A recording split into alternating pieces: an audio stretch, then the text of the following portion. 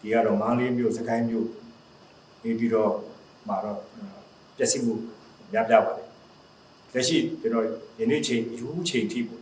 သတင်းပို့တဲ့သတင်းပို့ကြရတော့နေပြီးတော့ကောက်စီနေမျိုးက96ယောက်စကိုင်းမြို့မှာ18ယောက်ကြောက်စင်ပါ30ယောက်စုစုပေါင်း144ယောက်တည်ဆုံကြောင်းနဲ့ဒါရတော့နေပြီးတော့ကောက်စီနေမျိုးပဲ132ယောက်စကိုင်းမြို့မှာ300ယောက်နဲ့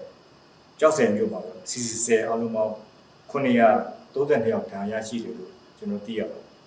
တည်ဆုံမှုနဲ့ဒါရရှိမှုတော့ဒီတဲ့တိုးလာစရာကျွန်တော်ရှိပါတယ်တဘာဝဘေးကြောင့်ဖြစ်လာတဲ့ငလင်းအန္တရာယ်ကိုငလင်းထမ်းမှုကယ်ဆယ်ဖို့လုပ်ငန်းတွေကကျေပြတ်စွာလုပ်ဖို့ရှိတဲ့ကြောင့်တက်တဲ့လောက်ဝါဝင်ကူညီပေးဖို့ကျွန်တော်တို့မြေတားရက်ခံလုပ်ပါတယ်ကျွန်တော်အနေနဲ့လည်းဖြစ်ပွားတဲ့ဒေသအားလုံးလည်းရေးပေါ်အခြေအနေကြီးညာထားပြီးတော့ပြည်ပကူညီများပေးနိုင်ဖို့လည်းအခုလမ်းဖောက်ထားပြီးဖြစ်ပါတယ်မကြသေးကြရပဲအာဟာစင်တာနေပြီးတော့လက်ပြန်ပါရေးပေါ်ကိစ္စပစ္စည်းတွေပို့ဖို့နဲ့